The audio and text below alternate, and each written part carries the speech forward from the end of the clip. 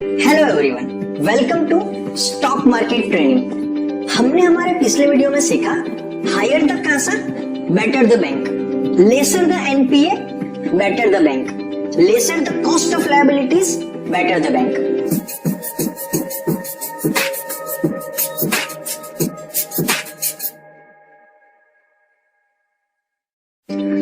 Our today's topic is banking sector part 2, in which we will cover advances growth and CAR।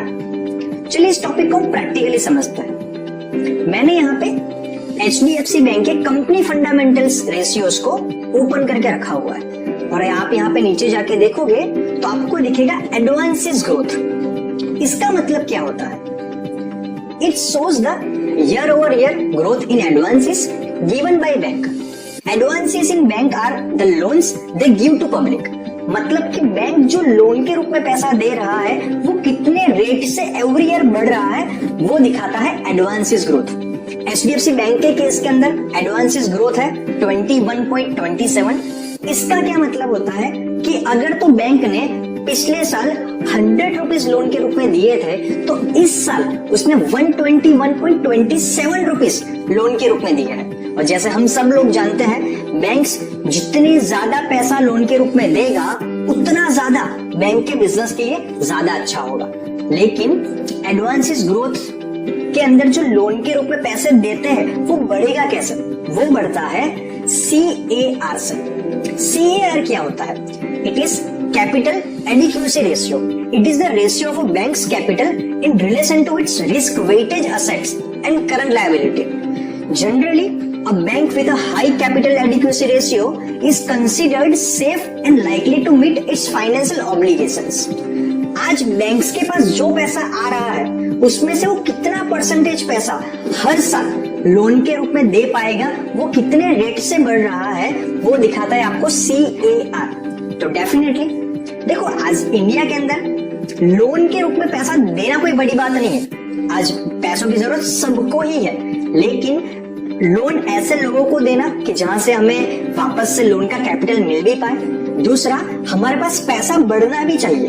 ऐसा तो हो नहीं सकता कि बैंक के पास अगर तो 1000 रुपए है तो 1000 रुपए ही वो लोन के रूप में देते।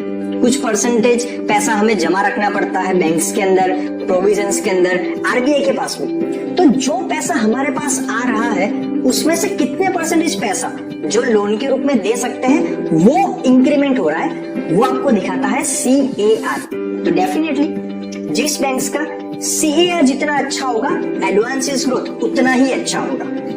तो HDFC के केस के अंदर CAR एंड एडवांसेस ग्रोथ दोनों अच्छा है। कोटक महिंद्रा का हम चेक करते हैं।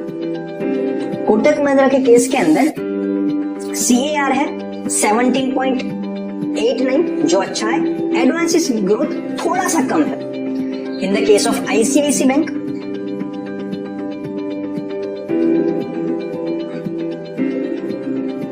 CAR है 16.11, एडवांसेस ग्रोथ है 10।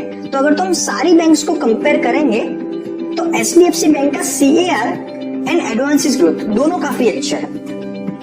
तो आई होप सो आप CAR और एडवांसेस ग्रोथ को कैसे देखना ये आप समझ चुके होंगे। इस वीडियो में हमने सीखा higher the advances growth better the bank. इस वीडियो में हमने सीखा higher the advances growth better the bank, higher the CAR better the bank. तो आज के वीडियो में इतना ही, मिलते हैं नेक्स्ट वीडियो में। Thank you very much.